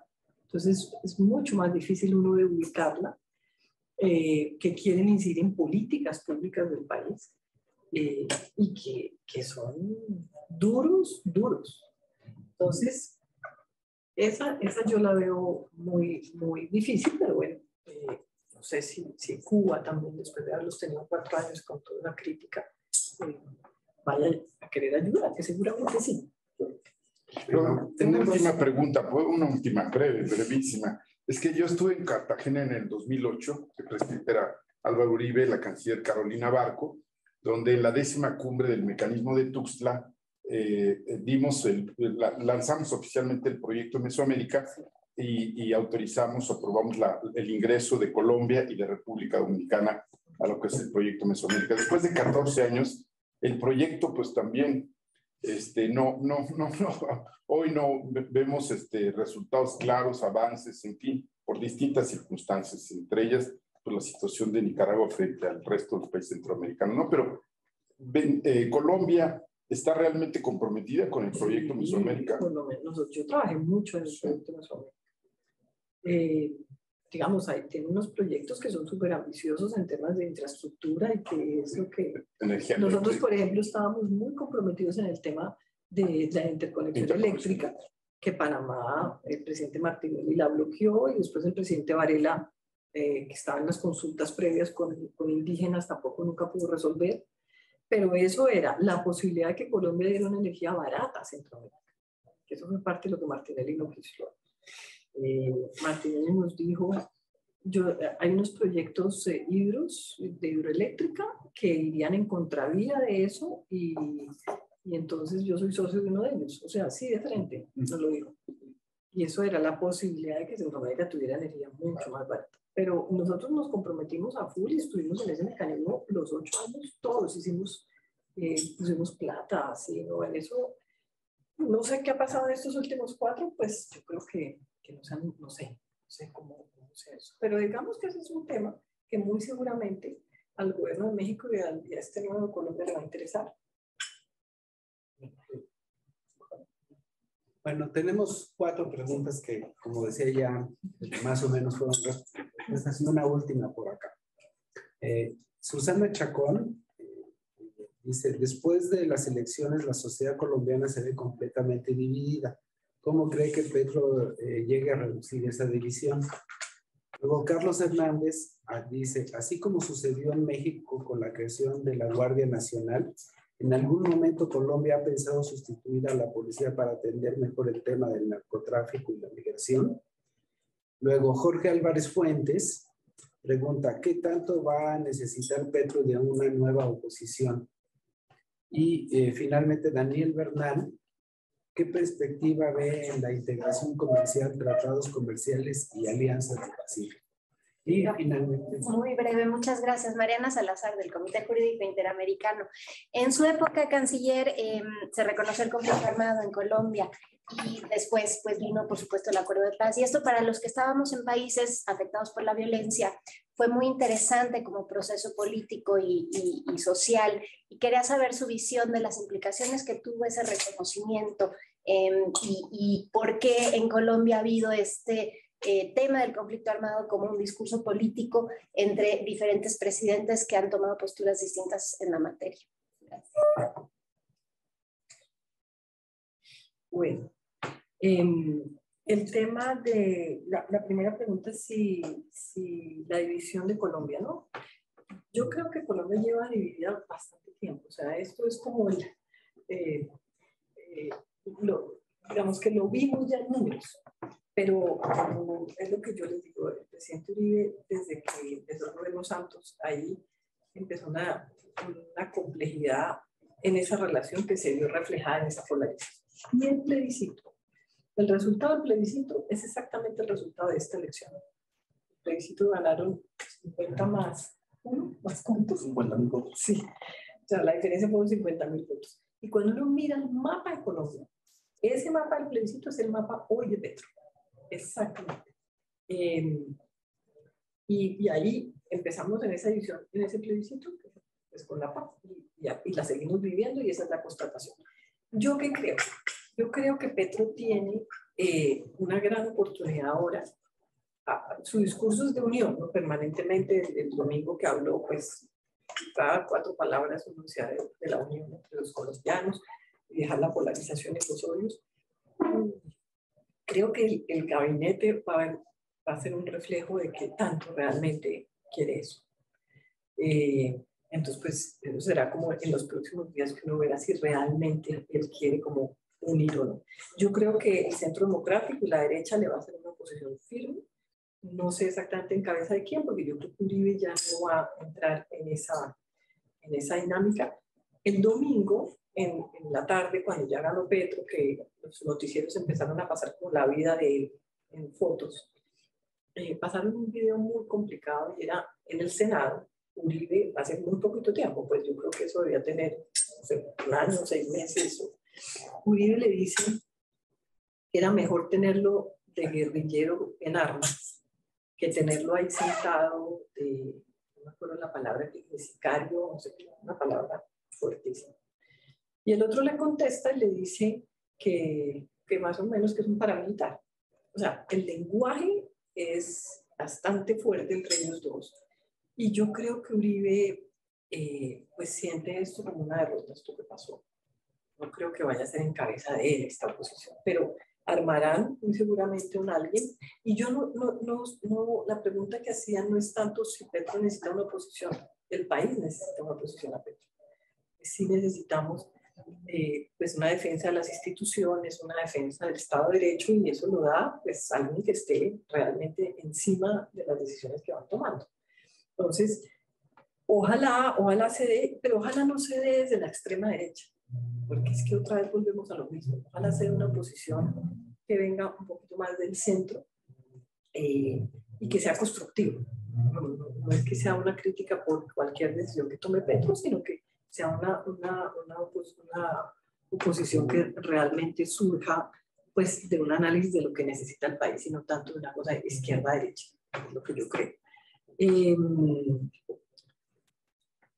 Lo de una Guardia Nacional, pues yo creo que lo que van a hacer, pues eso lo hace la policía, el tema, digamos, de la lucha contra el narcotráfico, pues más también el ejército en zonas rurales. Y la migración, pues la migración hay una política de Estado donde se le ayuda al migrante y la policía tiene el deber de perseguir, sea venezolano, sea colombiano, sea lo que sea, ¿no? Independientemente de la migración. O sea, la migración no la vemos como algo a lo que hay que perseguir, ¿no? Hay que perseguir al delincuente, sea el que sea. Y en eso yo no creo que haya en perspectiva de nadie en Colombia que se cree una Guardia Nacional. Yo creo que es la policía que la tiene que fortalecer y no sé si pasándola al Ministerio del Interior va a ser positivo o no para la policía, pero pues es ahí donde tiene que funcionar. El narcotráfico está un poco más, como está en zonas también rurales, el ejército está ahí. Después era el tema de integración y alianza del Pacífico, pues que ya lo habíamos como visto, ¿no? Y la última era el reconocimiento del conflicto. Uribe se le volvió el tema del conflicto de que era una lucha contra, digamos, los grupos, era una lucha contra el terrorismo. Y no podía uno decir que era conflicto porque pues estaba bajo los estatutos de Ginebra, y entonces él lo que quería era una lucha contra el terrorismo y digamos era pues una lucha mucho más abierta.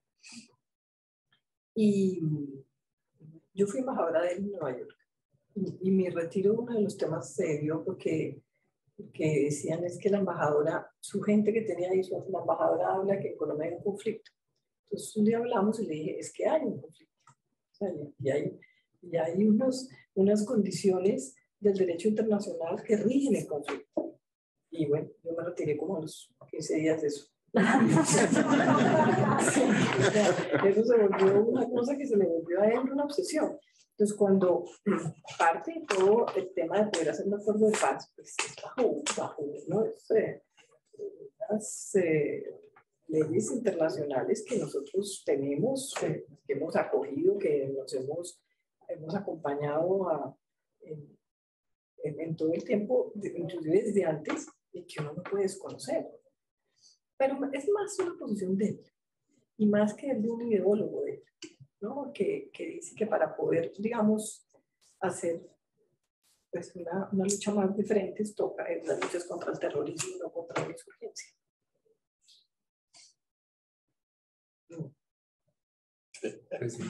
Pero me parece que no hay nadie más en Colombia que entre como en esa fase. O sea, no es que sea, es pues el grupo de él, obviamente el partido de él, pero no hay nadie más, inclusive de derecha, que esté como en que no se puede decir que hay conflicto.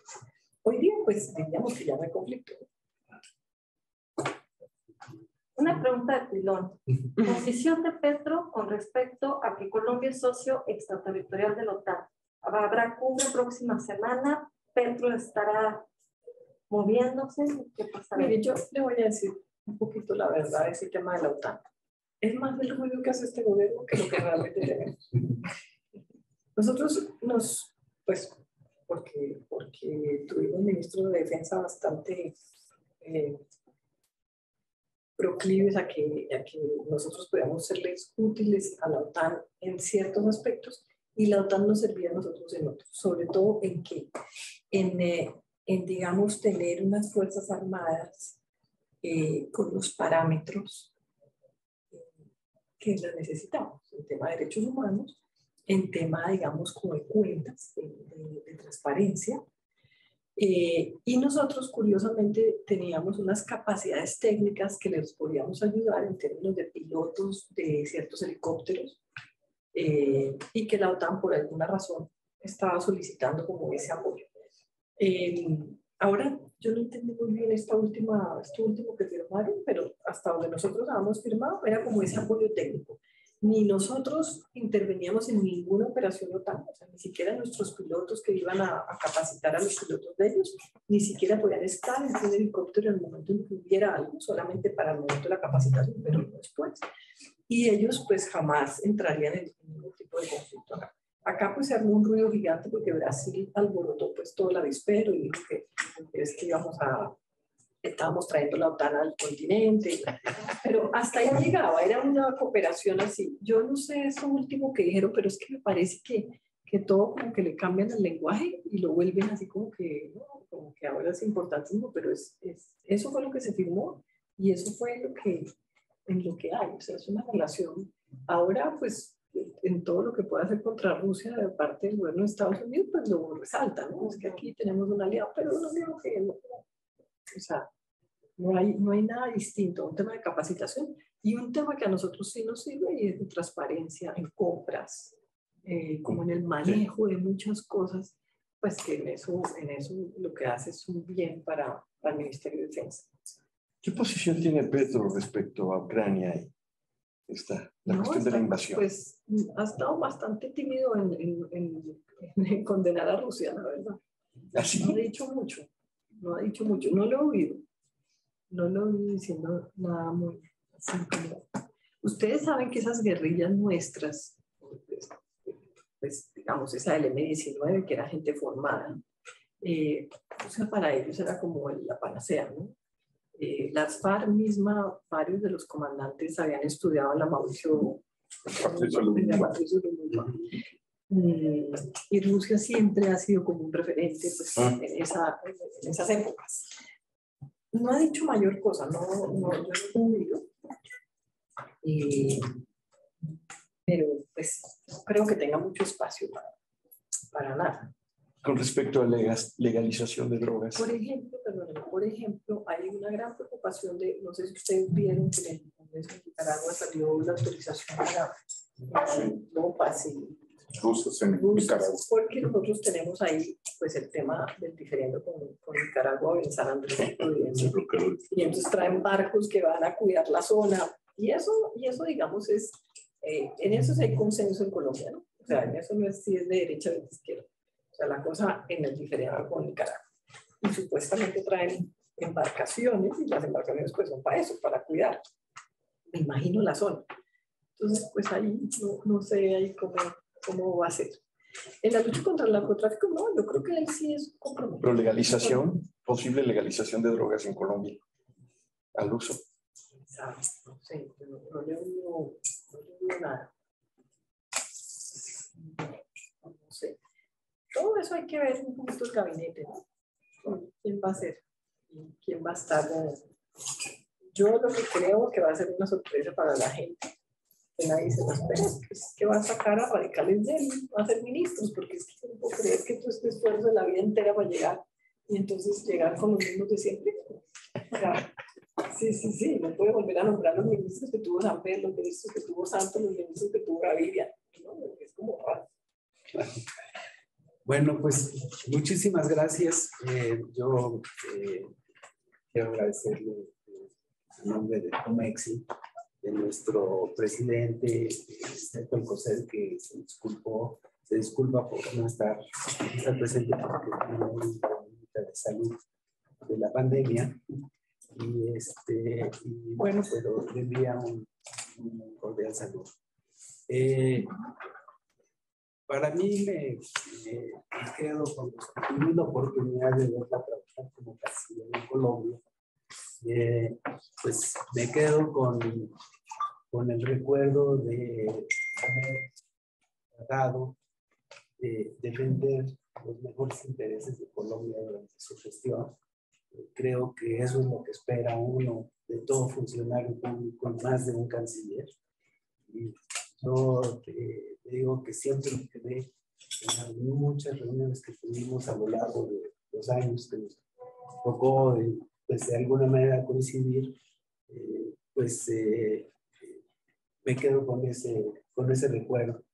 Y invitarlos a todos a que lean el libro que viene a presentar hoy la doctora Holguín, que es La Venezuela que viví, y que pues a mí me llama mucho la atención seguramente lo que sucedió en el 2002, no, en el 2012, cuando hubo el intento de golpe de Estado contra el presidente Chávez, que seguramente está ahí en la Venezuela que viví. Y bueno, yo recuerdo haber estado en la misión de México en la OEA en ese momento. Humberto de la Calle era el embajador, y además, pues él fue el que dirigió los trabajos de la negociación de la Carta Democrática Interamericana y escribió, por cierto, un libro sobre eso. Y recuerdo que esa fue la primera vez que se aplicó la Carta Democrática Interamericana. Así es que, pues ya tengo ansias de leer el libro que voy a adquirir esta tarde. Invito a todos presentes y a los que nos siguen por la web que lo hagan. Voy a dar el comercial de qué editorial, que es Planeta, y seguramente lo podrán conseguir ahí.